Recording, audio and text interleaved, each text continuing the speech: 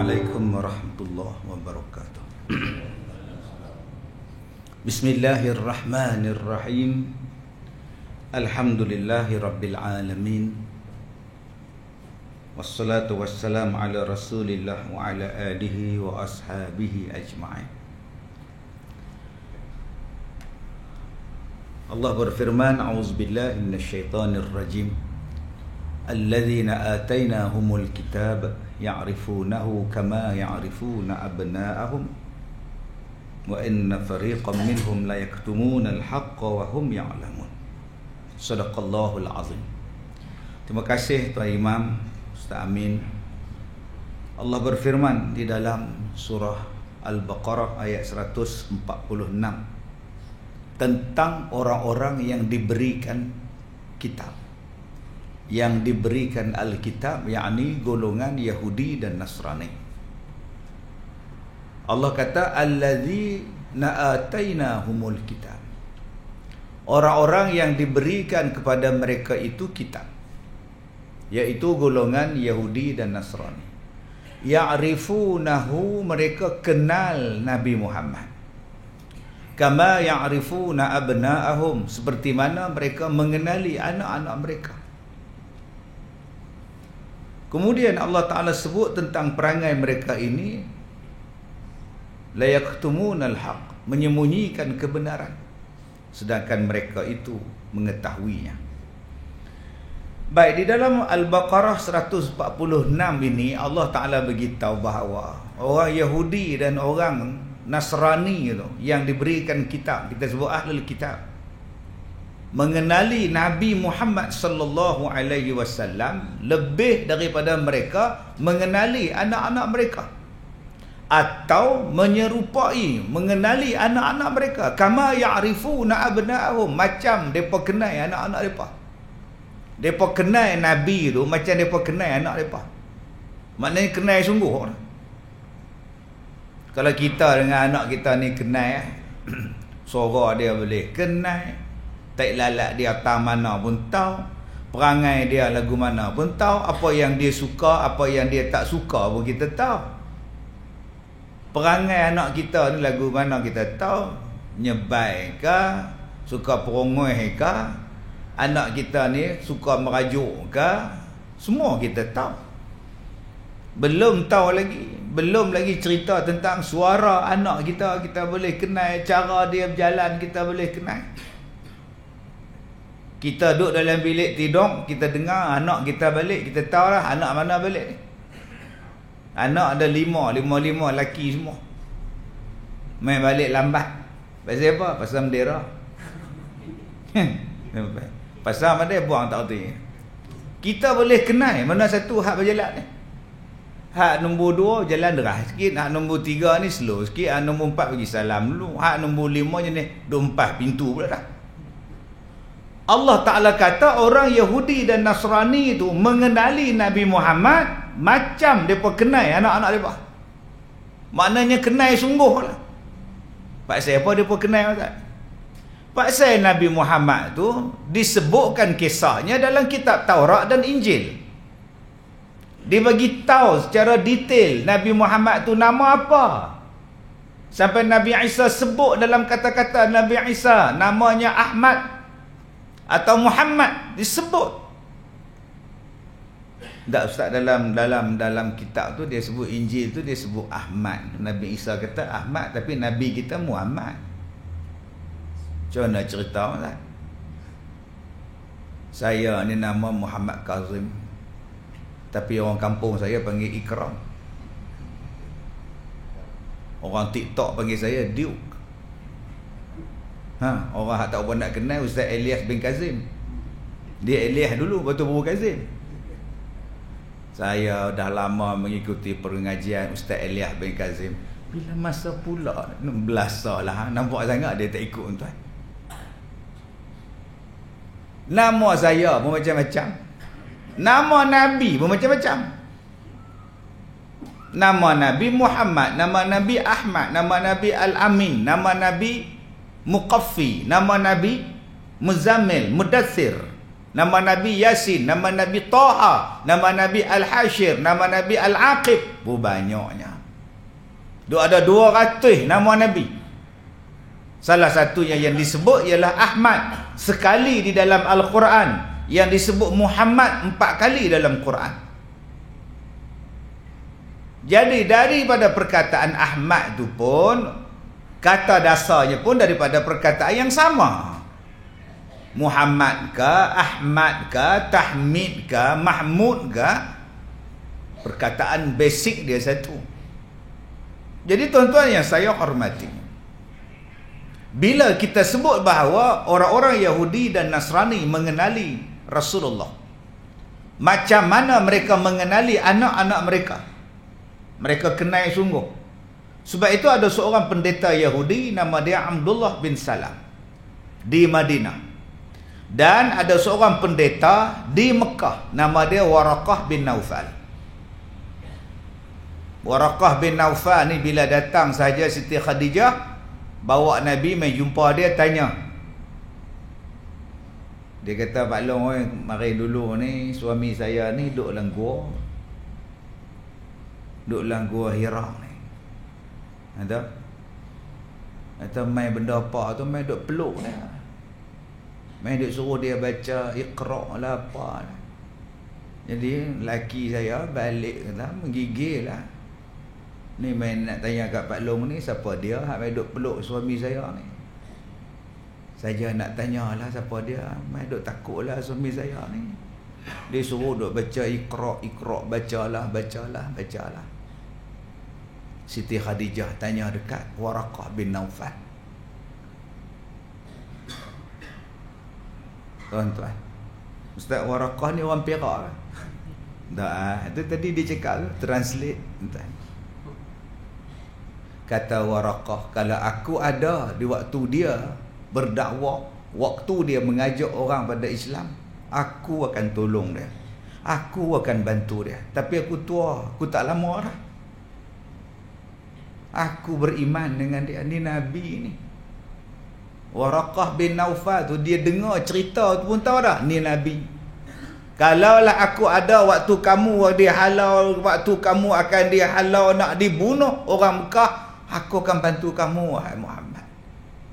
Pasal apa yang dia terus beriman? Pasal apa yang dia terus percaya ni adalah Nabi? Pasal dia orang yang diberikan kitab.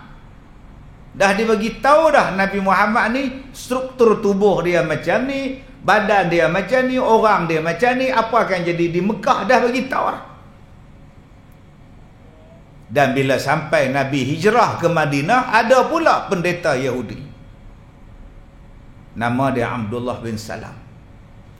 Pakar rujuk orang-orang Yahudi di Madinah. Pendeta, tok guru, tok alim di Madinah. Dia dapat tahu bahawa Nabi nak datang Madinah hijrah. Dia kata, tak apa, aku nak tengok lah. Kalau betul macam mana yang ku tahu, dia tu Nabi. Itu nama dia Abdullah bin Salam. Dia bukan terus tolak. Dia tengok, dia dengar, dan dia mai tanya pada batang tubuh Nabi sendiri. Dia duduk dalam ramai-ramai orang tu yang duk sambut Rasulullah naik unta dia, Qaswa apa semua ni, datang dengan Abu Bakar As-Siddiq daripada Quba. Daripada cara Nabi Muhammad naik unta, turun unta tu, Abdullah bin Salam tahu dah, ini adalah Nabi Muhammad, Nabi akhir zaman. Bayangkan tuan-tuan, depa kenal Nabi tu macam depa kenal anak depa. Depa tengok Nabi naik unta, turun unta, depa kata ni Nabi. Pasal apa? Akhlak dia. Kemudian bila Nabi buat ucapan, Nabi buat ucapan pertama, ucapan sulung di Madinah. Ayyuhan nas, ifsya'us salam, wa it'amut ta'am, wasilul arham, wasallu bil laili wan nasu niyamun. Nabi buat ucapan sulung yang pertama sekali. Ya ayuhan nas, wahai manusia, sebarkan salam, sambung silaturahim, berilah kamu makan kepada orang, dan semayanglah kamu di waktu malam, di waktu orang lain sedang tidur, maka masuklah kamu dalam syurga dengan sejahteranya. Itu ucapan sulung Rasulullah. Langsung dia tak sebut tentang Nabi, langsung dia tak sebut tentang diri dia, kelebihan dia. Yang dia sebut ialah, wahai manusia, sebarkan salam, sambung silaturahim, bagi makan orang, semayang malam, masuk syurga kamu. Ini ucapan orang yang hebat, yang berjaya. Tuan-tuan cuba tengok ucapan orang berjaya malam pengiraan undi. Kemenangan ini merupakan usaha kita. Nampak tuan-tuan? Oi, saya telah bekerja siang malam. Itu berbeza dengan Nabi.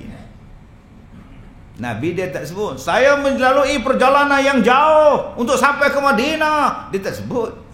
Dia terus sebut, wahai tuan-tuan, sambung silaturahim. Hebatnya tuan-tuan kalau kita menang pilihan raya ni. Mari kita sambung silaturahim. Mari kita sebarkan salam. Jom kita eratkan ukhuwah balik. Ini dia Abdullah bin Salam, bila dia dengar Nabi buat ucapan tu, ini Rasulullah, inilah Nabi. Langsung dia tak bercakap apa kelebihan dia. Dia tak suruh orang puji-puja dia.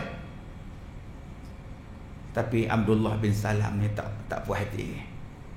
Aku nak tanya pula, kalau dia betul boleh jawab soalan aku, hari ni juga aku masuk Islam.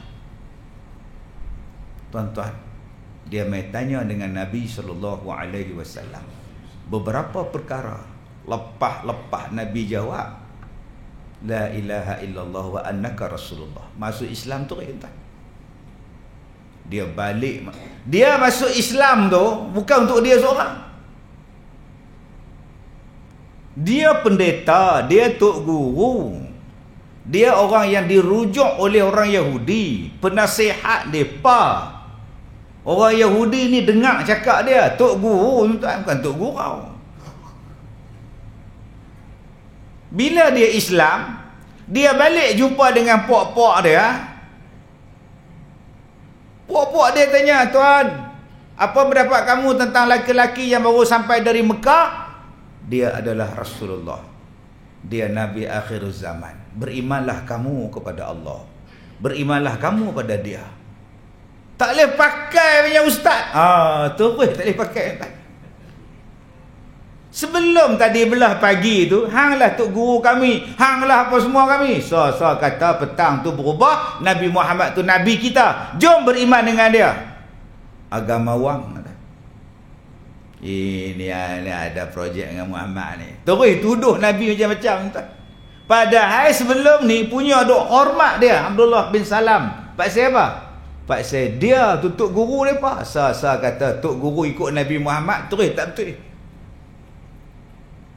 Baik, saya nak cerita apa pada tuan-tuan tentang dua lelaki ni, Waraqah bin Naufal dengan Abdullah bin Salam. Dua-dua yang merupakan ulama ahlul kitab, ulama Yahudi, ulama Nasrani yang diberikan kitab Taurat, Injil kepada mereka. Dan mereka kenal Nabi Muhammad lebih daripada mereka kenal anak-anak mereka. Sampai Umar Al-Khattab dia tanya kepada Abdullah bin Salam, kamu kenal Nabi Muhammad tu Nabi? Adakah kamu kenal macam anak kamu? Dia kata lebih lagi. Aku kenal anak aku tu pun pasal dia lahir daripada isteri aku. Aku cam dia tu pasal aku duk sambut dia waktu dia lahir. Aku duk bagi mandi, aku cam anak dia sampai besar tu anak aku. Kalaulah dia tak lahir daripada anak aku pun tak apa nak cam. Dia lahir daripada isteri aku. Kalau dia tak lahir daripada isteri aku pun tak apa nak cam dia anak aku. Tapi aku kenal Nabi, aku cam Nabi tu lebih lagi. Subhanallah. Pasal apa?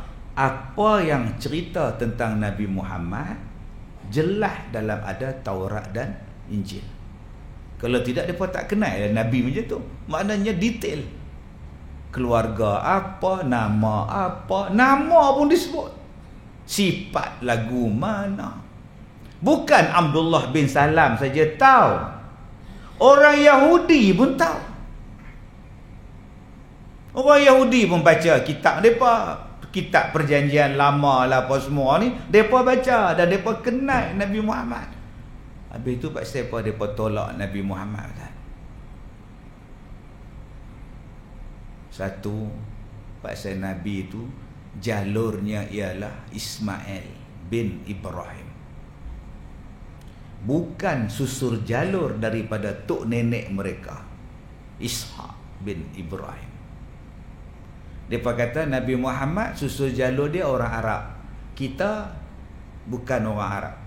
Maka aku tak boleh terima sebab dia bukan orang Arab. Sebab itulah mereka tolak Rasulullah, sebab bukan orang Arab. Tapi mereka lupa Ismail dan Ishaq bertemu pada Nabi Ibrahim, bapa dia orang. Daripada Nabi Ismail dia mai jalur yang ni, Bani Ismail. Daripada Bani Ishaq, Nabi Ishaq ni dia mari kepada Nabi Yaqub, nama dia Bani Israel. Maka dia kata yang ni belah sana, yang nu belah sana, bukan, kami tak geng. Tapi mereka lupa susur jalur tu bertemu kepada Nabi Ibrahim, tok nenek mereka. Nabi Ibrahim ada anak dia nama Ismail, nama Ishaq. Yang apa duk gaduh siapa? Oh, dia kata tak. Kami kalau boleh nak Nabi daripada geng kami, Bani Israel. Daripada golongan Arab kami tolak. Nombor satu, sebab mereka tolak Rasulullah pasal bukan daripada susur jalur keturunan mereka. Dua, dengki. Khianat, dengki, iri hati. Nabi Muhammad mai ke Mekah, tak ada apa. Dia bukan bawa geran pun. Dia tak bawa geran tanah. Nabi Muhammad datang ke Mekah tu bukan bawa trailer habis 100 lori. Dia tak bawa bajet berbilion-bilion. Dia orang biasa ya, tiba-tiba diangkat menjadi ketua. Orang Yahudi ni menguasai bisnes, menguasai pasar, menguasai perniagaan antara bangsa, ekspor dan import. Mereka kontrol ekonomi, mereka kaya. Tengok-tengok orang biasa jadi ketua. Oi. Tengok-tengok orang biasa jadi presiden. Oi. Itu yang bantah. Benda ini tuan-tuan akan berlaku sampai bila-bila. Penentangan itu akan berlaku dua asas tuan. Dua asas ni akan berlaku. Pasal bukan geng kita, satu lagi pasal kaya dan miskin. Yang kaya kata yang miskin tak layak jadi ketua. Jadi tok siap boleh. Nak jadi pengurusi, kena dia ni apa, dia pencen dulu, dia pengarah apa nama. Dia eloklah jadi pengurusi masjid. Itu tok siap dia ni lu tukang kebun sekolah pencen elok. Cuba letak tukang kebun sekolah tu pengurusi masjid, hak pengarah dia tok siap. Agak-agak jadi apa kan? Tunjuk perasaan tu, buka spanduk, bantah kan. Inilah dua benda yang akan berlaku sampai kiamat. Pertama, status bangsa, keturunan, status geng. Lain daripada geng aku takkan terima. Aku nak geng aku je. Walaupun geng hak lain tu betul, tak betul. Aku nak geng aku je betul. Nama dia apa? Asabiyah nama dia. Dia kira geng dia. Betul tak betul dia tak kira. Salah pun betul. Betul lagi betul. Dua, status tentang kekayaan. Benda inilah sebab kenapa Yahudi dan Nasrani menolak Nabi Muhammad sallallahu alaihi wasallam dan menolak pendeta-pendeta mereka yang mengatakan jom kita ikut Rasulullah. Dia adalah Nabi akhir zaman. Tuan-tuan yang saya hormati. Okey. Satu bab selesailah. Bab kedua. Apa yang saya nak sebut tentang Al-Baqarah 146? Kita orang Islam.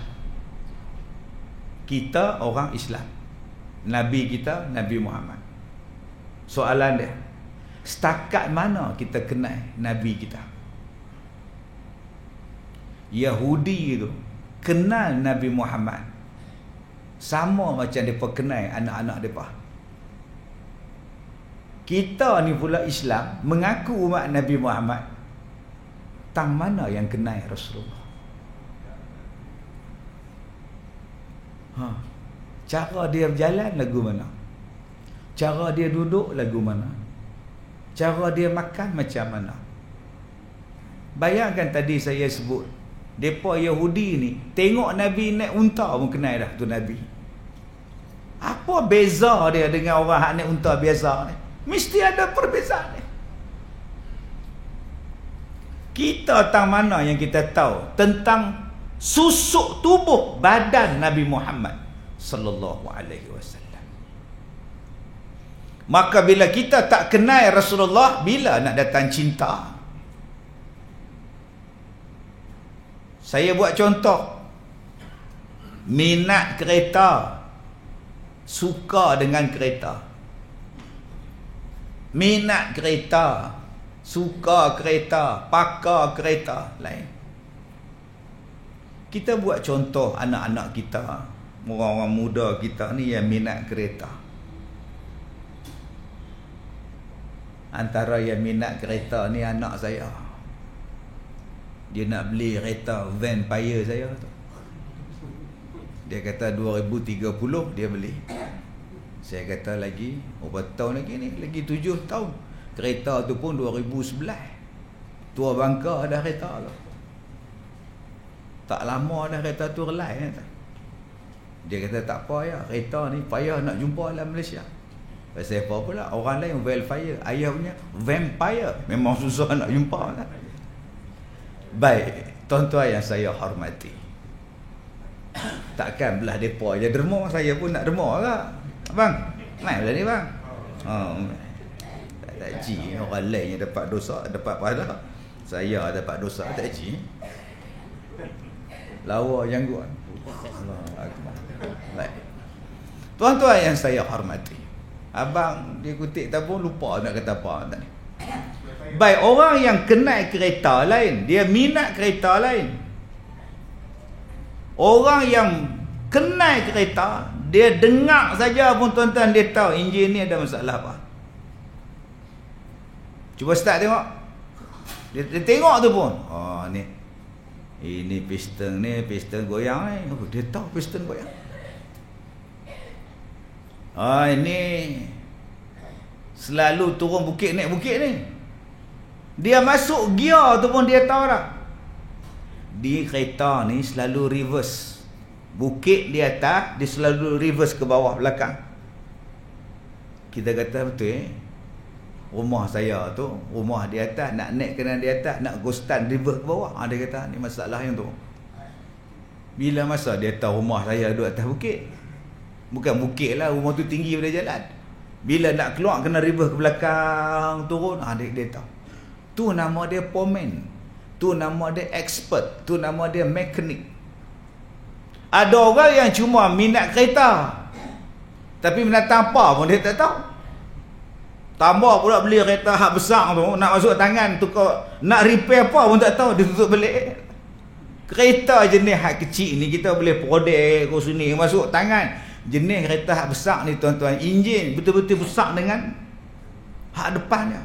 Dia buka-buka, cuba tengok kok rosak tak mana. Dia pun buka, tak balik. Pasal apa?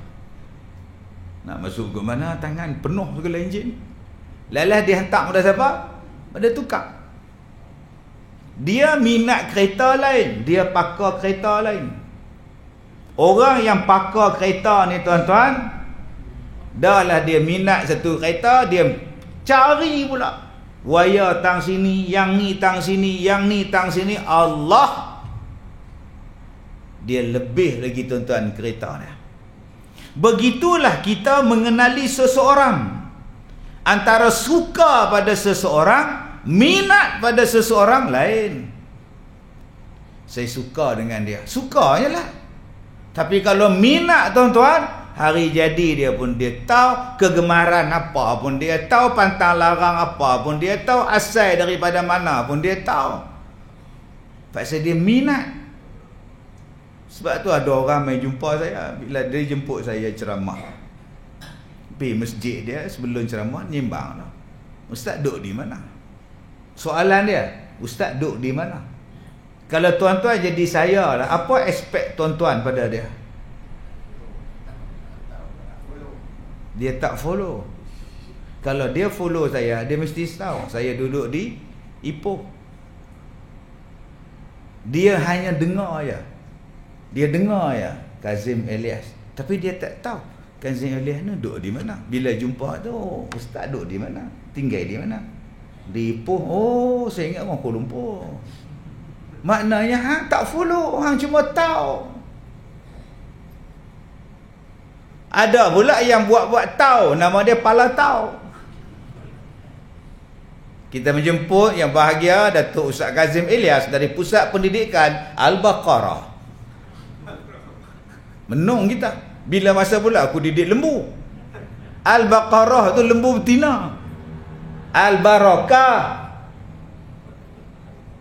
Kalau sekadar minat, lain. Suka, lain. Suka gila, lagi lain. Siapa Nabi engkau? Muhammad bin Abdullah. Bapa dia Abdullah bin Abdul Muttalib. Ingat tak? Isteri dia Siti Khadijah binti Khuwailid. Macam mana? Isteri Nabi Siti Khadijah, Ustaz? Ya. Bukan yang telekung tu kan? Allah tak. Hak telekung tu je nama telekung, tak ada kena-mengena dengan dia. Sampai tak kenal mana isteri Nabi dengan telekung. Apa cerita ni? Bayangkan tuan-tuan, kalau kita tak minat kepada Rasulullah, tak follow Rasulullah, macam mana kita nak jadi orang yang mencintai Nabi? Yang Nabi sebut di hari kiamat, orang yang paling hampir dengan aku siapa?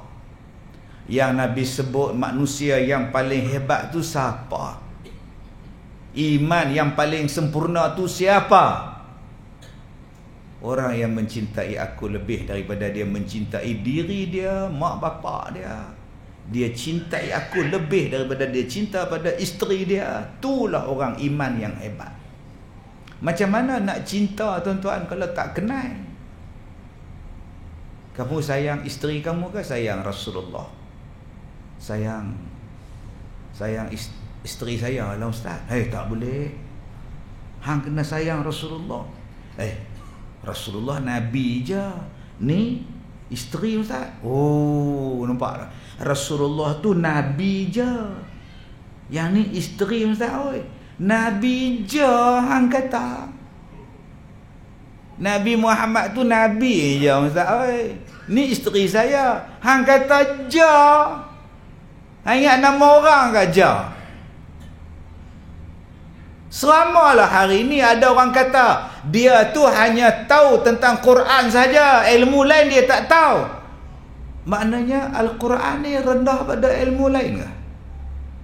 Dah, ustaz cuma tahu tentang ilmu Quran, hafiz Quran saja, ustaz tak tahu tentang ilmu lain. Ulang balik. Ustaz tak tahu tentang ilmu lain, ustaz tahu tentang Quran je. Al-Quran tu ilmu yang paling tinggi, basic kepada segala ilmu yang lain. Engkau kata Nabi Muhammad tu Nabi je Ustaz. Isteri saya maknanya hang rendah, hang lekehkan Nabi Muhammad. Hang belum beriman. Sebab apa yang dia sayang isteri dia lebih pada Rasulullah? Pasal dia kenal isteri dia. Dia kenal luar dalam isteri dia, dia duduk dengan isteri dia, masak segala macam tu, dia rasa isteri dia besar sangat dah. Nak banding dengan Nabi. Pasal apa Nabi dia letakkan rendah pada isteri dia? Pasal dia tak kenal Nabi. Itu jawapan dia. Kalau dia kenal Nabi, isteri aku ni bawah pada Nabi. Mak aku pun bawah pada Nabi lagi. Aku pun duduk di bawah Nabi lagi. Nabi hak di atas. Sebab apa Nabi yang di atas? Sebab Allah suruh meletakkan Nabi, manusia teragung, dalam diri kita. Pasal apa Ustaz? Pasal dia bagi agama kat kita. Dia bawa agama pada kita. Kalau hang sayang isteri hang, dua-dua tak Islam, apa makna hang sayang isteri hang? Ajaran salah, akidah salah, iman salah. Hang cinta macam mana pun dekat bapak hang, mak hang, hang tak ada nilai di sisi Allah. Yang menjadikan kita ni ada nilai di sisi Allah sebab kita Islam, dan Islam tu dibawa oleh Nabi Muhammad sallallahu alaihi wasallam. Bayangkan tuan-tuan, kalau kita di tak Islam, agak-agak malam ni kita makan dengan apa? Lauk apa malam ni? Balik-balik lagi pukul 9, balik rumah tanya isteri, masak apa? Abang tak beli apa, nak makan apa? Takkan tak masak apa pun. Ada lah, tadi buka-buka nak tutup pintu dapur petang dia tengok bewok ada. Katok bagi mampus tadi. Ada lah sup tu. Setengah lagi simpan dalam peti air, kau besok nak buat bewok masak merah. Makan kita pun tak tentu halal. Tu makan kita tuan-tuan, hak lain. Tapi dengan sebab Islam ni Allah atur, Nabi Muhammad bawa peraturan pada kita. Jadi elok belaka. Tak pasal apa yang nak sayang mak ni Nabi lebih pada mak kita Ustaz? Pasal mak hang tak boleh tolong dalam kubur. Mak hang tak boleh tolong di padang mahsyar. Mak hang tak boleh mempercepatkan urusan di hari kiamat. Bukan kata mak hang tak boleh tolong, jumpa mak hang pun belum tentu di hari kiamat. Bukan kata pak hang tak boleh jumpa, pak hang pun lupa dah hang di hari kiamat. Apatah lagi nak doa pada Tuhan, ya Allah, anak aku namanya Ruslan, tolonglah ya Allah, Ruslan tu bagilah masuk syurga ya Allah. Bapa hang langsung tak sebut nama hang. Dia pun tak lepas dia dengan Tuhan. Aku pun banyak masalah ni. Mana nak ingat anak pula, Ruslan ke Rus ke, lupa lah. Siapa lupa? Dah malam dia Rus Ustaz, siang dia Ruslan. Saya pun dah nak pening Ustaz anak saya tu. Dia tak ingat pada kita dah. Kita pun tak ingat pada anak kita dah. La yatakallamuna illa man azina lahur rahman, kata Allah. Kamu takkan boleh bercakap di hari kiamat melainkan bila Allah Ta'ala izinkan. Bercakap pun tak boleh tuan-tuan.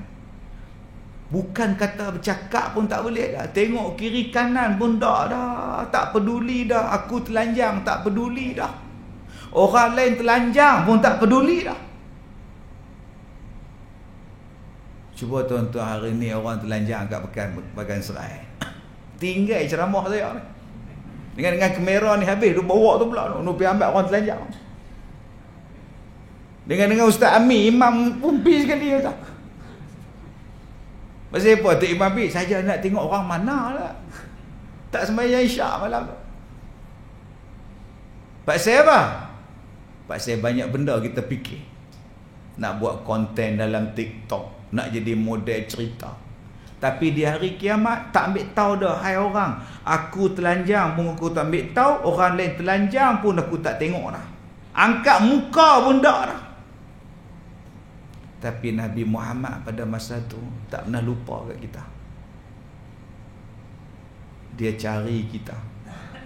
Bagilah ayam, kok boleh minum air telaga Kausar. Air telaga Kausar kok boleh minum. Saat lagi kita duduk atas timbang mizan tu, dia duduk doa, ya Allah.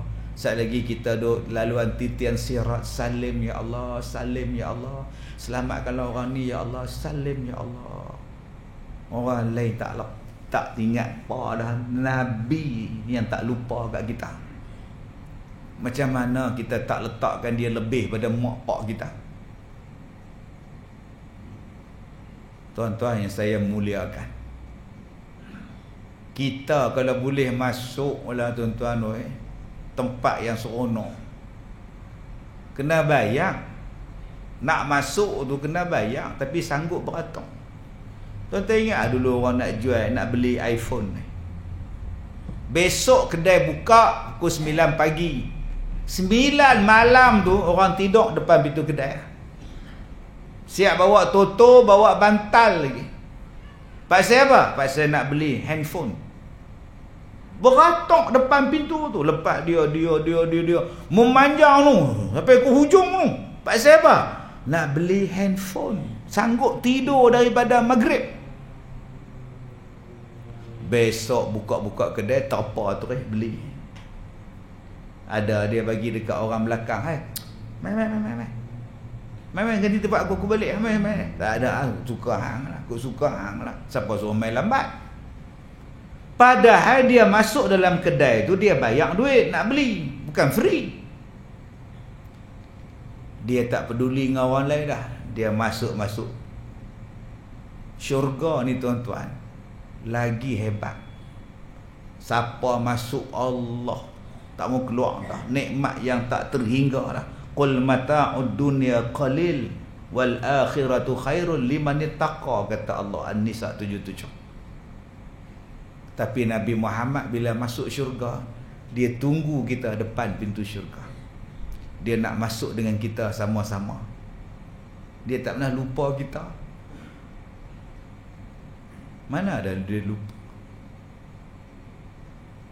Saya ni anak Felda. Orang Felda. Duduk di Felda Besau tu. Orang ramai daripada Bagan Serai, Parit Tok Ngah, Parit Gabes. Belah-belah Batu Kurau ada. Belah Bagan Serai ni paling banyak tuan-tuan. Parit Tok Ngah, Parit Gabes, Kuala Kurau, semua ada. Sebab tu saya boleh cakap banyak. Belah kanan saya pun banyak, hak depan rumah saya pun banyak. Apa nama Banjar? Hak belakang pun Banjar. Banjar semua kan. Yang belah sana Jawa pula. Duduk dalam satu masyarakat yang boleh berbilang kaum, berbilang dialek, berbilang bahasa. Cuba tuan-tuan lihat di dalam kehidupan kita ni. Kadang-kadang bila mai kepada satu belah pihak, dia cakap banyak, duk surah Banjar. Kita tak reti nganga. Sudah. Mai belah sini pula Jawa pula dah ngomong.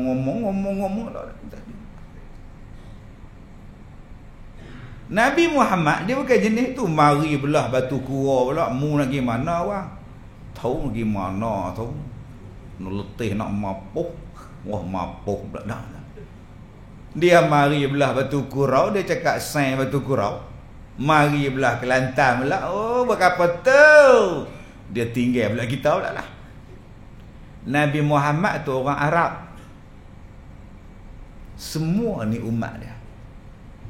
Tak ada beza, tak ada beza, tak ada apa. Hang orang Arab kah, orang Melayu kah, orang Cina kah, hang orang India kah, orang Indon kah, manakah, kamu semua adalah umat aku. Subhanallah, masya-Allah. Tanpa ada langsung perasaan nak membedakan kamu hitam, kamu putih, kamu orang Afrika, kamu orang Arab. Kecintaan Nabi kepada kita ni tuan-tuan tidak mengenal ras, bangsa, warna kulit. Tuan-tuan, kita semua ni disayangi oleh Nabi sallallahu alaihi wasallam. Tapi kita di sini di Malaysia ni lain. Nak sayang orang pun tengok. Sayang orang pun tengok. Siapa tu? Itu Haji Mat tu. Dia mana? Yang separit Gabes ni. Dia belah kita ke? Masa PRU dulu bendera besar, rumah depan rumah dia, belah depa. Agak-agak nak buta depan rumah dia dah. Perobat lahum tak boleh jalan tak tak. Mai pula Ustaz Kazim ceramah pula. Siapa ceramah? Ustaz Kazim belah sana. Nabi Muhammad ada sebut kata belah sana, belah sini, belah ada. Kamu beriman kepada Allah. Nabi doa. Sebab tu satu hari Siti Aisyah dia datang jumpa Rasulullah dalam rumah Rasulullah. Isteri tak minta isteri Nabi doa untuk dia, takkan isteri tak minta. Suami dia Nabi minta, ya Rasulullah, cuba tengoklah aku anak saya boleh masuk MRSM. Ni lain tak? Cuba tengoklah aku dapat ada apa projek ke. Isteri Nabi tak doa macam tu. Kalau doa dapat lah, kalau minta dapat lah. Oh, isteri Nabi. Nabi apa tak dapat, tak ada tangan. Tapi Nabi tak. Isteri Nabi tak. Kita kalau rapat dengan orang yang berkuasa agak-agak apa? Bawa surat manjang suruh sign. Isteri Nabi, dia jumpa Nabi, dia cuma minta satu ya. Ya Rasulullah, doakan saya. Ya Rasulullah, doakan saya ya Rasulullah. Nabi pun tak ada tangan. Ya Allah, kau ampunkanlah dosa Siti Aisyah ya Allah. Allahumma ighfir li Aisyah. Ampunkanlah dosa dia yang lepas-lepas, dosa dia yang akan datang, dosa dia yang tersembunyi dan dosa dia yang terang. Ampunkanlah dosa Siti Aisyah ya Allah. Dosa dia hak dulu, dosa dia yang akan datang, dosa dia hak tersembunyi, dosa hak dia terang. Ampunkan dosa dia wahai Allah. Amin ya Allah. Siti Aisyah bila Nabi doa macam tu seronok kan. Kekasih Allah doa, mesti Allah bagi. Kekasih Allah berdoa, mesti Allah makbulkan. Seronoknya Siti Aisyah sebab Nabi doa pada dia. Tuan-tuan, kat isteri tuan-tuan ni, kalau dia suka pada tuan-tuan, agak-agak apa dia buat? Balik daripada Pekan Taiping, buat balik gelang mah. Lipan tu mangah weh. Macam lipan gelang. Berat pula tu. Ni hadiah ulang tahun abang pada ayam. Buka-buka gelang Pak Cik Habib. Ui, subhanallah. Ayahnya Habib. Akak-akak buat lagu mana? Pegang lagu tu kan? Ni. Kau tengok lagu tu kan? Gelang. Gelang besar gedabak ni. Adik-beradik gelang Datuk Vida. Akak-akak tengok gelang tu, ya Allah abang, ya Allah abang. Akak-akak terpa tak lelaki dah. Terpa dengan ya Allah. Sampai kepala Siti Aisyah atas riba Nabi punya seronoknya. Kata Nabi dekat Siti Aisyah, engkau seronok ke aku doa macam tu? Seronok ya Rasulullah. Kata Rasulullah, macam itulah aku doa pada umat aku tiap-tiap kali aku habis sembahyang. Nabi kata apa? Macam itulah aku berdoa kepada umat aku tiap-tiap kali aku habis sembahyang. Tak ada siapa mesti ni seronok. Nabi doa untuk kita. Ada saya baca kisah ni, bila saya kata Nabi doakan untuk kita tiap-tiap kali lepas sembahyang, ya Allah, ya Allah. Relax. Masuk waktu ni boleh berhenti dah. Nampak tak? Jom tuan-tuan, bila kita sebut Nabi Muhammad doa pada kita tiap-tiap kali lepas sembahyang, ampunkan dosa umatku ya Allah. Alhamdulillah, Nabi tak pernah lupakan aku. Aku saja yang lupakan Nabi. Bila Nabi doa, takkan Allah tak dengar doa Nabi. Nabi doakan, Allah ampunkan kita. Tengok-tengok nak selawat pada Nabi pun tak mau, macam mana? Kita tak kenal Nabi pun. Tuan-tuan yang saya hormati, kita dalam hidup kita ni, kita kena berubah. Saya duk nyembang dengan abang belakang tadi. Saya kata abang ni duk comel macam dulu. Badan comel lah macam dulu. Dia kata kat saya pula, ustaz pun duk muda macam dulu. Tak berubah. Saya kata tak berubah apa, perut boroi. Mai saya berjalan kat Tuan Haji ni pula, lama tak jumpa. Tuan Haji tu kata, kitab ustaz tu ada, kata. Setiap daripada kita berubah, ada yang makin putih janggut dia, ada yang makin kurus pasal makin tua, ada yang makin gemuk, ada yang dulu sembahyang atas dirilah sembahyang atas kerusi, ada yang terus berubah, dah berpindah alam lah. Bukan pindah kampung lah, pindah alam lah. Setiap daripada kita akan berubah. Apakah perubahan yang terbaik? Dan bagaimanakah manusia ni akan jadi terbaik perubahan dia? Sebab kita ni tuan-tuan semua nak berubah. Kadang-kadang perubahan yang kita nak buat tu kita rasa terbaik, padahal menyusahkan orang. Lama-lama patah balik jalan hak lama ya. Dulu mereka nak buat, nak try kat highway dekat tol, nak buang sistem lama bayar tol, pi pelekat nak tampak tu. Sak pi ke depan gostan, sak pi ke depan gostan. Tak lepas-lepas palang tak buka. Punya duk maki lah. Bukan kita maki. Kita tak kena lagi hak nu hak depan. Dia ke depan, ke belakang, dia ke depan, kita duk tengok. Seminggu buat, lalah balik pada asal balik. Bukan semua perubahan yang kita nak berubah tu kadang-kadang baik, kadang-kadang tak baik, menyusahkan kita. Bukan semua orang boleh terima jenis kita hak tua ni. Handphone pun tak ada, yang adanya handphone Nokia 33 sekupang. Tiba-tiba nak masuk mana semua tempat kena scan. Pergi masjid pun kena scan. Ini aturan baru pakcik. Aku kan ada handphone apa? Tak ada, tak boleh pakcik, tak boleh masuk. Itu aku nak bayar mana? Di rumah boleh bayar. Di rumah aku nak scan tak mana? Semua tempat kena scan, rumah aku tak nak scan. Dia menyusahkan orang.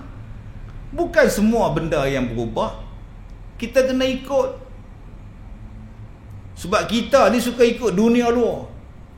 Dunia luar berubah, kita pun berubah. Sampai nak makan pun kena scan. Kedai cabuk mana tak tahu. Kita duk panggil dia. Order. Dek, order dek. Dia pada jos, scan. Scan, menatang apa? Oh, rupanya dia kena scan atas meja tu, order tang situ. Oh.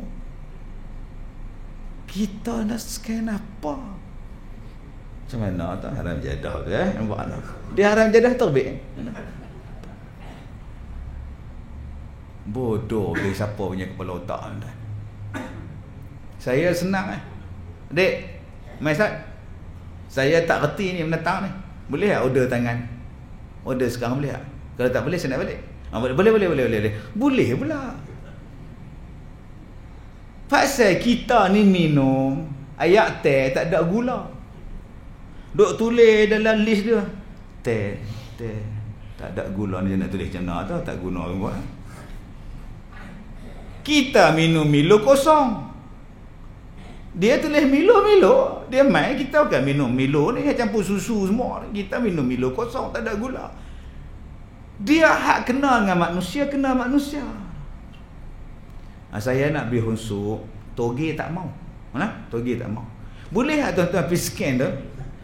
Toge tak nak lah. Faham tak? Nah. Tuan-tuan ingat handphone tu hanggur. Baik. Ada benda yang kita boleh ubah, ada benda yang kita tak payah ubah. Mampu happy lah negara lain nak buat sistem tu. Kita balik pada hak asal. Itulah nama dia, menyenangkan orang. Maka perubahan-perubahan yang kita nak buat, mesti ada satu benda yang menjadikan bila kita berubah, benda tu hebat. Baik untuk kita. Lama, istiqamah kita. Ada 4 jalan. Macam mana perubahan yang kita nak berlaku terbaik. Ada 4 step. Step yang pertama ialah istighfar. Kalau kita nak berubah, kita tak taubat, belum tentu kita boleh berubah dengan perubahan yang baik. Banyak orang yang nak berubah, saya taubat ustaz, saya nak taubat ustaz, saya taubat ustaz, saya nak hijrah ustaz, saya nak hijrah ustaz. Istighfar, tubu ilallahi taubatan nasuha. Nombor 1 istighfar, minta ampun banyak-banyak, taubat banyak-banyak. Akhirnya perubahan yang kau buat akan kekal. Banyak orang yang berubah sebab kawan. Dia ikut kawan. Bila kawan balik ke pangkal jalan, hilang kawan, dia balik juga pada tabiat lama dia. Saya betul cakap ustaz, saya taubat dah tak tikam nombor ekor. Pasal apa? Satu, kawan yang duk bawa saya tikam tu, dia pindah PKL. Jadi nak tikam pun tak ada kawan ni, tak syok. Saya fikir-fikir tak taubat lah. Pasal apa hang taubat? Pasal kawan tak ada, pindah KL. Mai 2 bulan lepas tu, mai kawan baru pula. Lepak kedai-kedai semua, duk tengok nombor ekor kat paper tu. Dia ni ada nombor baru. Tiba-tiba duk tepuk surat khabar. Sayang betul, aduh, 1 nombor ya. Kita kata apa hal dia ni? Nama yuk. Aduh, aku ambil 3321. Aduh, dia naik 3322. Aduh. Dapat geng baru pula. Agak-agak dia nak tikam baru ke? Dia nak tobat ke apa? Sebab itu kalau kita nak jadi orang yang membuat perubahan, taubat sungguh-sungguh. Nama dia apa? Istighfar. Nabi ajar kita, Nabi sendiri 70 sampai 100 kali dalam sehari istighfar.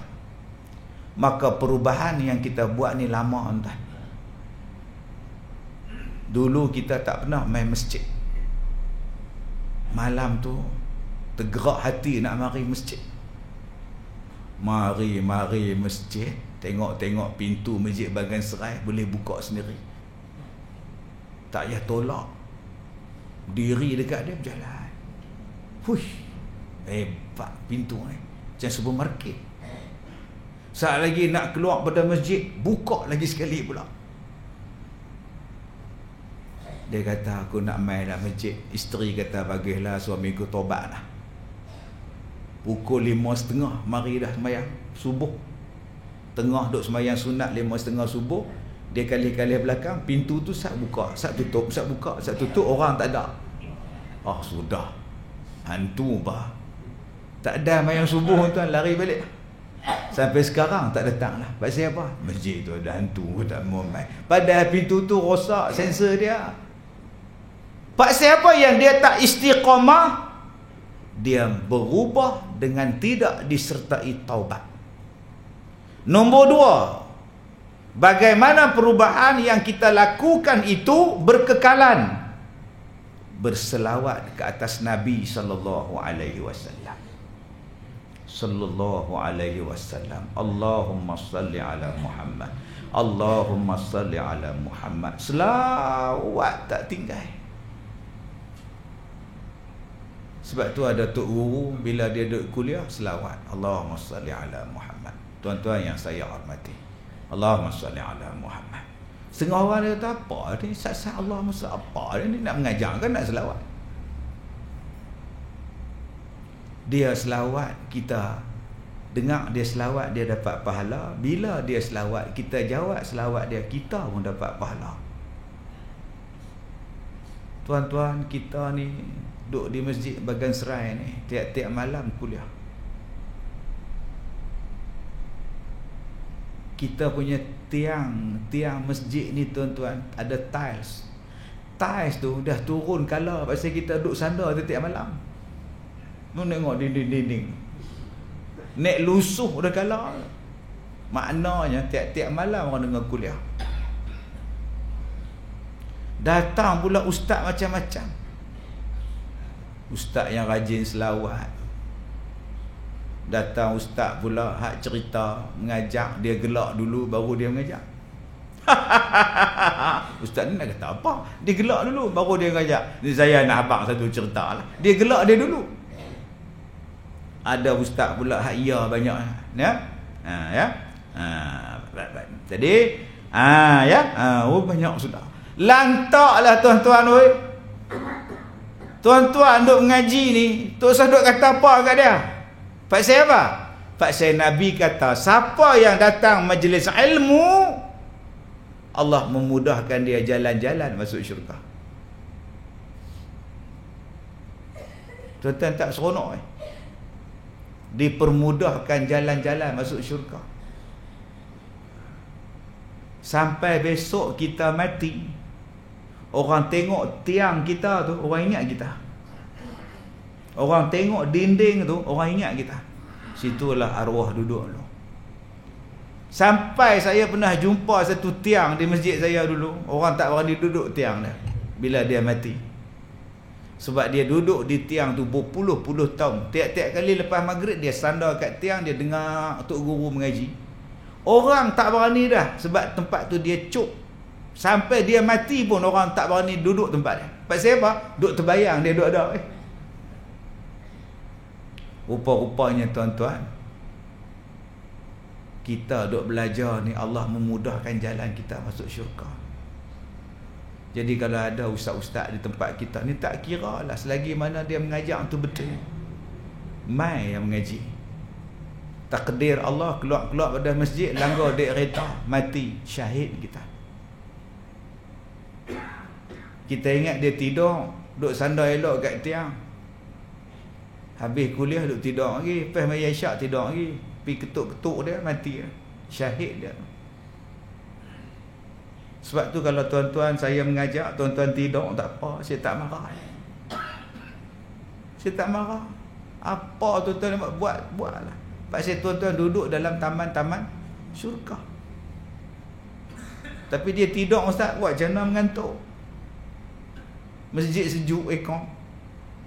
Tu yang saya malas main masjid lah, sejuk. Tak tahan lah ekor berlambak. Dulu hang komplain hangat. Saya tak boleh main ustaz, hangat. Siap dengan muka lagi, hangat. Main sejuk pula, sejuk. Ni nak apa, aku terajang nak. Semua tak kena. Orang nak bagi hang seronok dalam majlis ilmu, mainlah tuan-tuan. Dan kita nak masuk syurga ni tak payah bayar apa. Tadi Pak Long bawa tabung, tu pun tak bagi pun tak apa. Allah nak bagi syurga pada kita. Nombor 2, selawat. Ingat pada Nabi tadi. Bila kita nak hijrah, bila kita nak berubah jadi baik, banyakkan selawat ke atas Nabi, penghijrahan itu akan jadi terbaik. Sebab apa? Sebab kita akan mengikut Nabi Muhammad sallallahu alaihi wasallam daripada segi akhlak dia, perangai dia. Kita duk bayang Nabi Muhammad. Saya jumpa di Kedah 3 bulan kan 4 bulan dulu. Satu orang dia kata, kami ni ada grup Ustaz. Grup apa? Grup WhatsApp ke? Grup apa? Grup selawat. Oh. Berapa ribu selawat? 1 juta sebulan. Tu dia. Telah eliak dia. 1 juta. Makcik tak buat apa kan? Duk selawat saja kan? Allahumma salli ala Muhammad, Allahumma salli ala Muhammad. Tak buat apa kan? Sebulan ni kata Ustaz, bukan sehari. Iyalah. 1 juta maknanya sehari berapa ribu. Banyaknya selawat. Banyaknya. Saya duduk dalam kereta, duduk ambil handphone, duduk klik balik. 30 bahagi dengan 1 juta. Banyaknya. Betul ke ni makcik ni? Kok suka hang lah dia kata. Sebab tu tuan-tuan hari ni ada orang pakai cincin, tasbih. Di cincin tu tasbih. Tak berhenti-henti tak berjalan. Ada tok guru dulu tasbih di tangan. Dia latih bawa tasbih supaya tangan tu jadi baik. Jarang orang mencuri pegang tasbih. Tu yang tok guru dulu-dulu berjalan pegang tasbih. Satu pegang tongkat, tu pegang tasbih.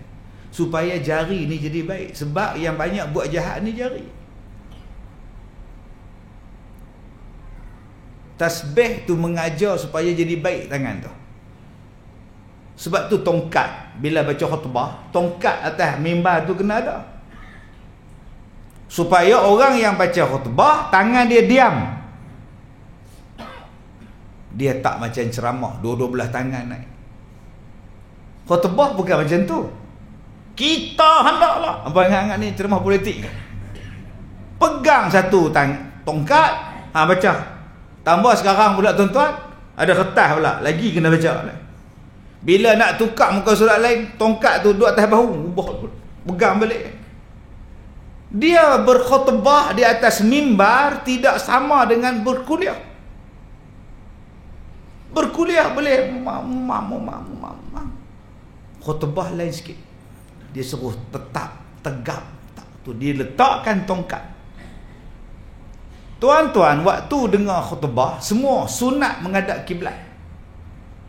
Waktu dengar kuliah macam ni, hak sini menghadap sini, hak abang menghadap sini, hak sini menghadap sana.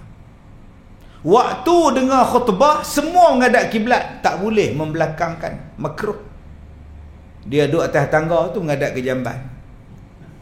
Nak masuk penuh, menghadap ke jamban. Bang, kali ke sini bang, menghadap kiblat. Tegak. Dan waktu khutbah pula tak boleh duduk jam 4G. Semua duduk melengkung tengok khutbah. Oh, tak boleh. Tok Imam kata, duduk atas saf masing-masing. Ada beza. Bukan saja-saja tuan-tuan.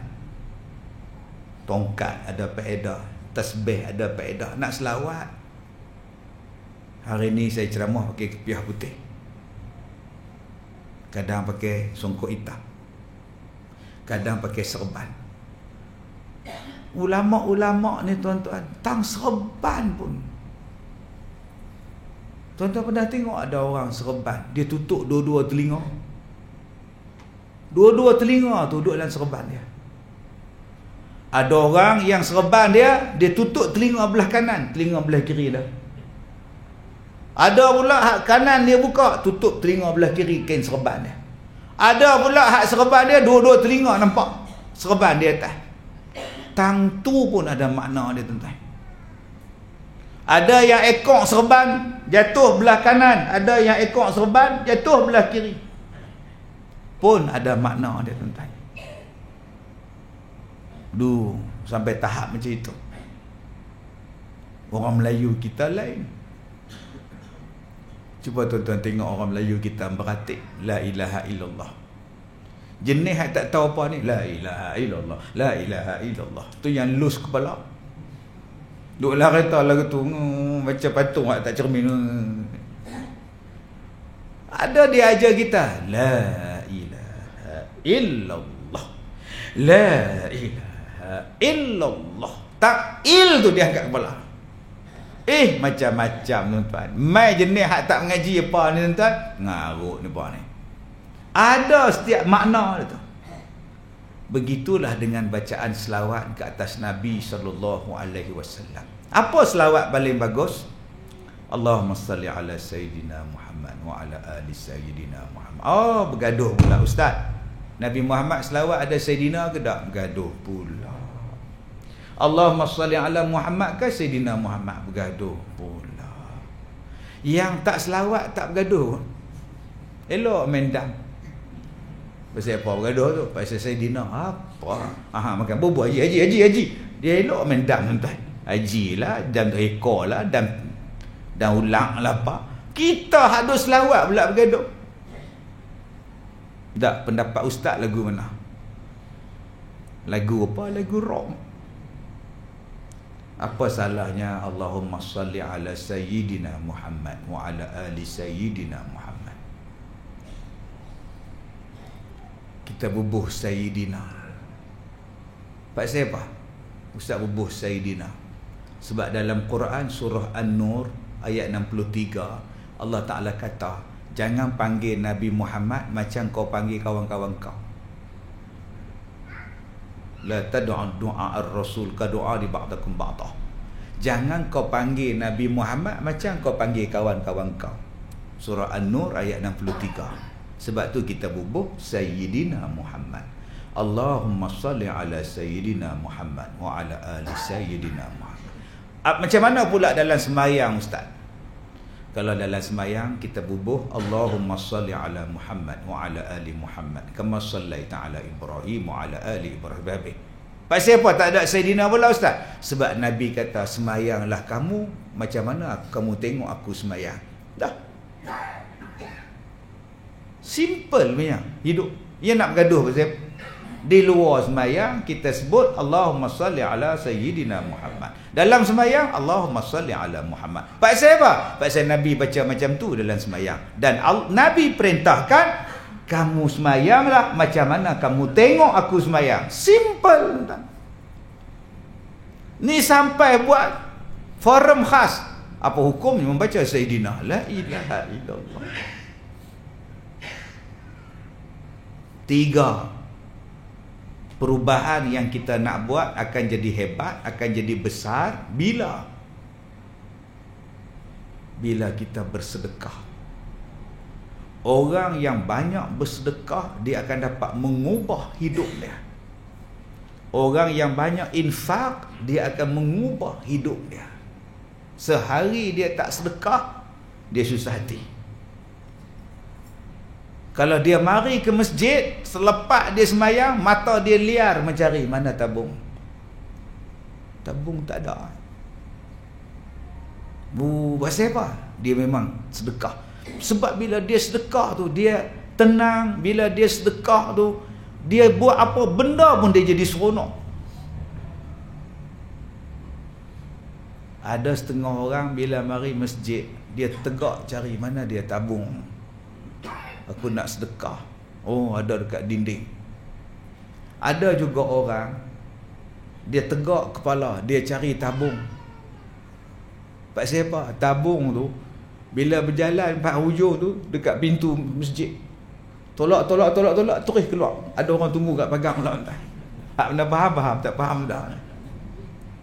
Jenis sembahyang Jumaat main duk tolak tabung ada roda. Tok siap panjang, tengkok duk tengok.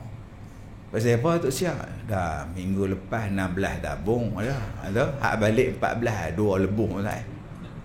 Hak 2 tu pintu ada 2, daripada tolak ada orang hamba Allah kat luar jalan terus dengan tabung-tabung dengan roda sekali hilang. Tengkok dia panjang tak? Jom tuan-tuan kita panjangkan tangan. Tapi sayang orang Melayu, dia buat peribahasa panjang tangan tu mencuri. Padahal tangan panjang lah bagus nak sedekah. Mencuri pendek tangan. Ada tuan-tuan tengok orang mencuri panjang tangan? Duk jumbo buat apa ni? Nak mencuri? Dah. Mencuri tu kena pergi dekat. Pergi kat tabung masjid tak ada orang. Pergi peruk tu belaga dekat tabung masjid. Buat keluar lidi, buh gam. Tu nama dia pendek tangan. Orang mencuri ni pendek tangan. Dia pergi rapat dengan kita dekat pasar malam, dia raba poket kita, pam dapat. Ada orang mencuri jauh tuan. Yang hak bersedekah ni panjang tangan. Ambil ni. Pakcik sedekah nampak. Tak percaya tengok datang yang berhormat ni, dia jemput pada yang berhormat untuk menyampaikan. Nampak tu dia sumbangan. Tangan pendek ke panjang tuan ni? Kena pula cek tu besar plywood, lagi panjang tangan dia. Orang yang akan berubah hidup dia ialah orang yang rajin bersedekah. Kalau tuan-tuan sebagai suami nak berubah jadi orang baik, cuba tengok perbelanjaan kita untuk isteri, untuk anak-anak kita makin kurang kan makin sikit. Kalau kita berubah nak jadi orang masjid, jadi orang sembahyang, saya ubah Ustaz, saya nak taubat lah Ustaz. Cuba tengok hang sedekah dak dekat isteri hang. Macam tu Ustaz.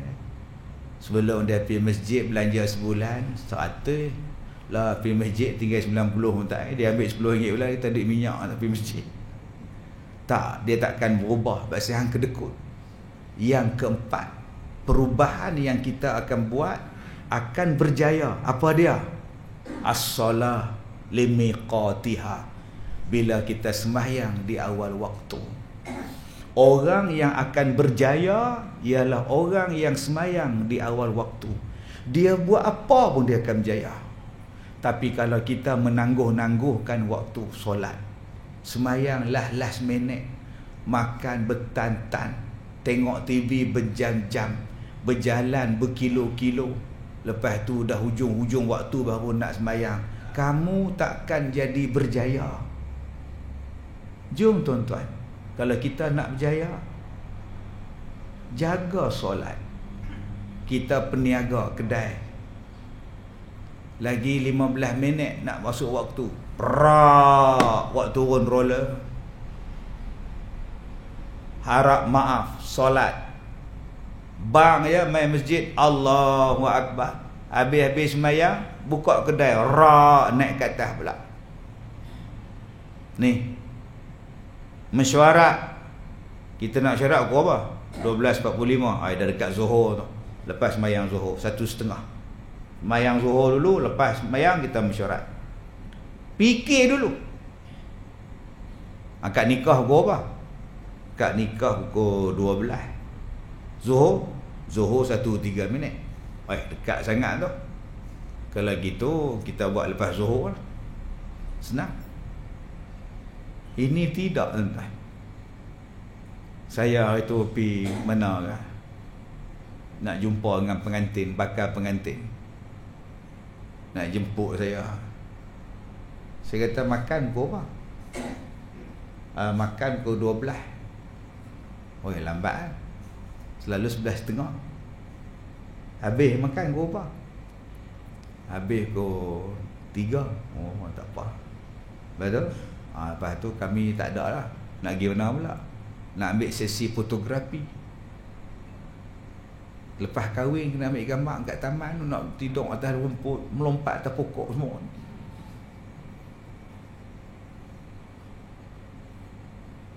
Betul?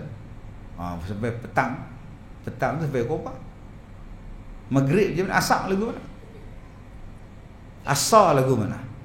Kalau awal-awal sembahyang pun, awal-awal kahwin pun tak jaga sembahyang, tuan-tuan ingat perkahwinan tu je lah.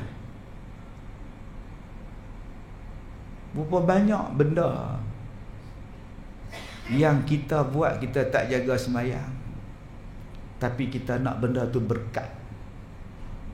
Kita tak ambil hak Nabi kata, orang terbaik orang yang sembahyang di awal waktu.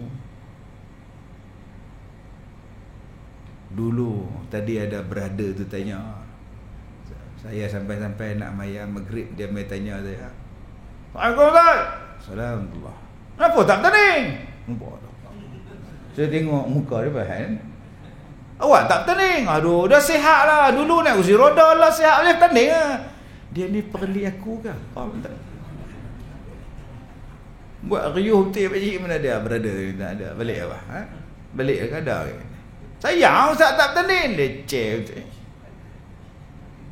Habis sembahyang maghrib tak ada salam tu. Ustaz main gambar senyum sikit.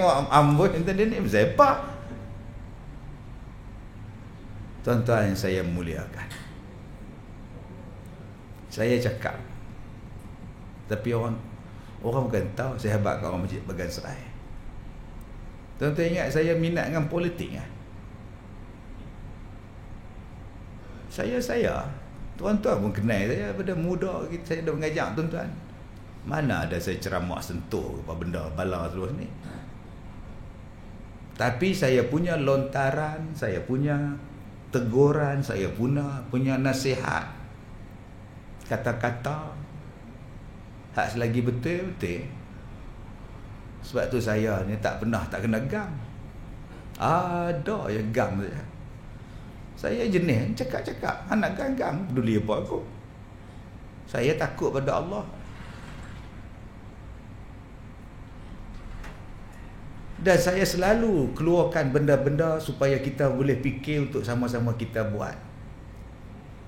Tetapi 30 tahun saya ceramah, apa benda yang saya boleh buat? Saya hanya sekadar bercakap. Tak boleh buat apa. Siapa nak dengar cakap saya? Banyak orang offer saya bertanding pada dulu. Tapi saya kata saya tak pening kepala. Tapi bila tengok keadaan makin teruk, keadaan kita ni lagu mana, keadaan kita ni Allah. Kalau orang bagi aku satu benda yang boleh aku buat, saya terima, tak kira siapa pun. Untuk kita bercakap, untuk kita buat, supaya kita boleh bantu agama Allah. Sebab saya takut tuan-tuan, hari ni budak-budak muda kita dah tak mau baca qunut. Bila kita tanya, Nabi tak buat. Tuan-tuan tak susah hati ke? Budaya tu dah sampai pada budak-budak muda. Yang ni Nabi tak buat, yang ni haram, ni masuk neraka, ni masuk apa nak jadi kita ni? Kita susah hati tuan-tuan. Habis-habis PKP je, terus buat konsert maksiat terus. Baru lepas buka topeng terus enjoy ya. Kena ada orang hak berani cakap haram, saya bantah, saya arahkan batal. Kalau ada siapa bagi, saya nak. Tengok-tengok ada orang nak bagi, tuan-tuan nak tolak tanpa perlu menyertai parti dia. Tak jadi isi borang parti pun, jadi calon supaya ustaz boleh bercakap apa ustaz nak buat, saya sokong. Tuan-tuan tahu tak dalam apa yang saya cakap? Saya nak buat apa, jangan bantah, sokong lagi ada. Apa dia ustaz nak buat? Kita ni naik kereta di Lebuh Raya tu berjuta orang. Berjuta.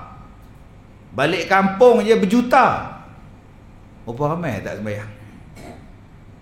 Kemudian kita mengharapkan, selamatkanlah perjalanan. Anda mampu mengubahnya.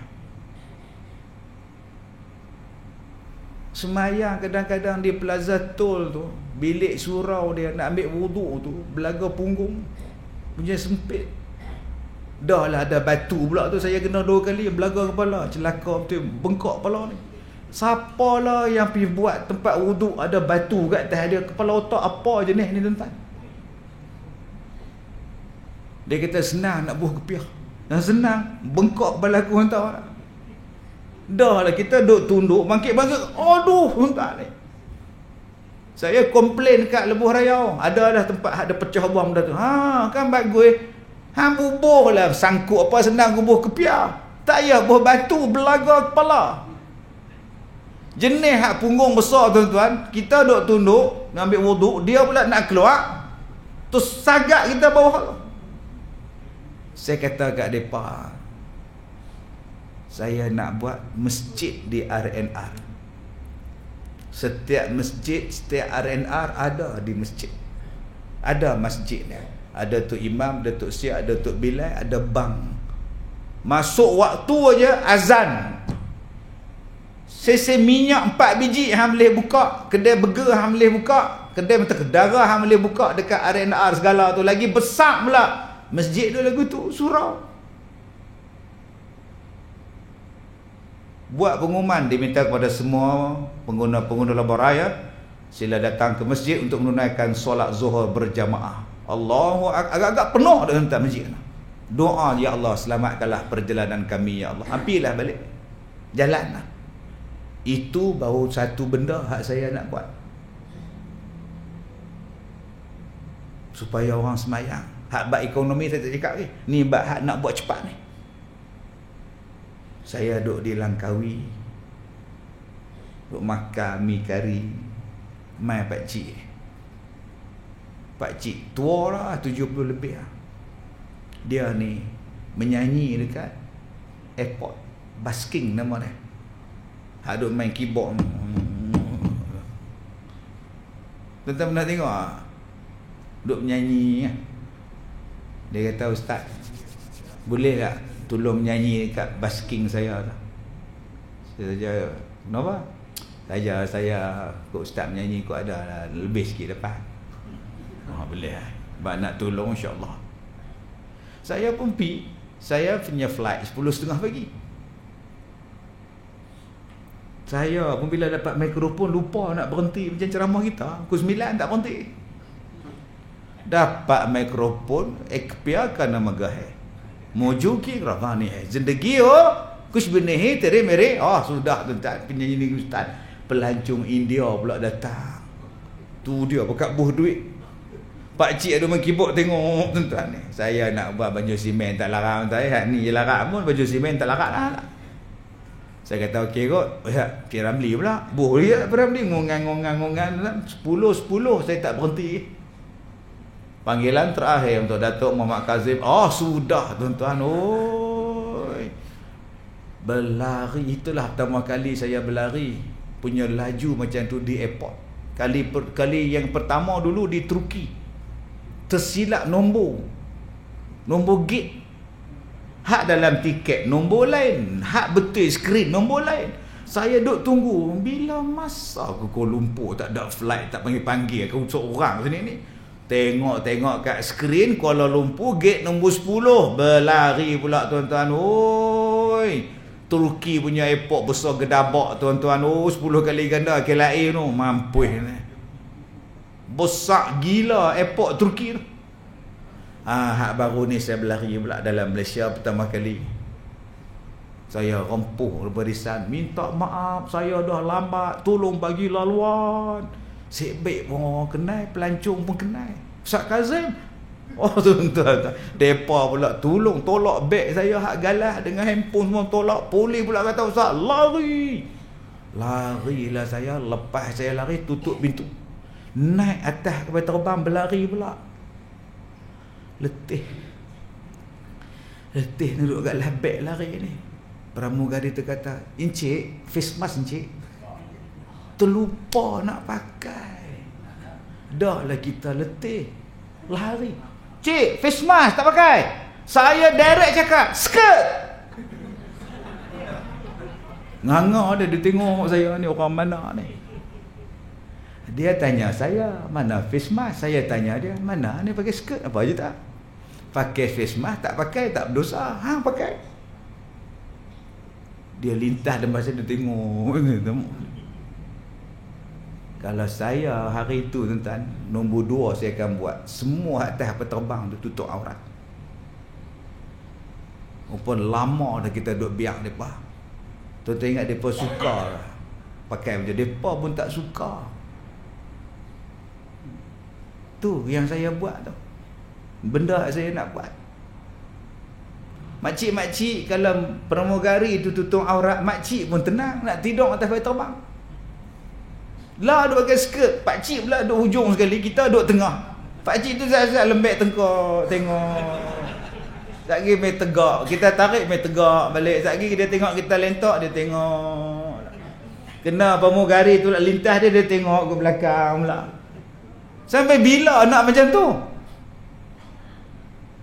Banyak benda. Saya tanya kat dia, Datuk Seri setuju apa benda saya nak buat ni? Silakan. Baik, saya boleh terima. Lah, tak boleh buat apa. Kena bercakap lagi 30 tahun. Faham tak tuan-tuan?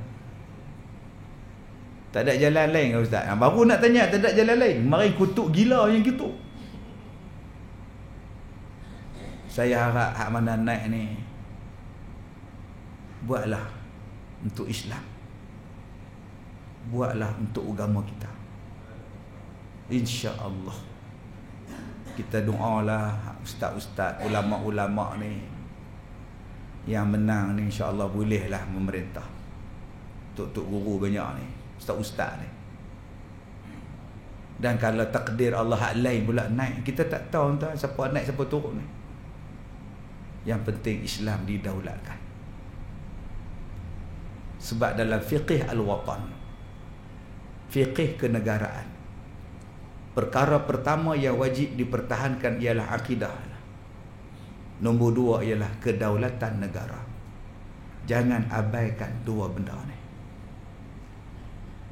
Sebab tu saya nak mari tadi polis buat roadblock sana, buat roadblock. Arahan, jangan sampai mengganggu ketenteraman, merosakkan negara. politik juga. Tapi dua benda ni kena jaga. Satu Islam, satu kedaulatan negara. Jangan sampai jadi huru-hara. Mudah-mudahan Allah mengambil, mudah-mudahan Allah memberikan kita kebaikan kerana kita berada dalam majlis-majlis ilmu ini. Mudah-mudahan Allah ampunkan dosa kita, naikkan darjat kita, hapuskan dosa-dosa kita, berikan pahala kita. Dan kalau kita ada pahala yang Allah bagi malam ni, mudah-mudahan kita hadiahkan pahalanya juga pada ibu dan ayah kita, sama ada yang masih hidup atau yang telah kembali ke rahmatullah. Saya minta maaf jika terkasar bahasa. Wabillahi taufiq wal hidayah. Assalamualaikum warahmatullahi wabarakatuh.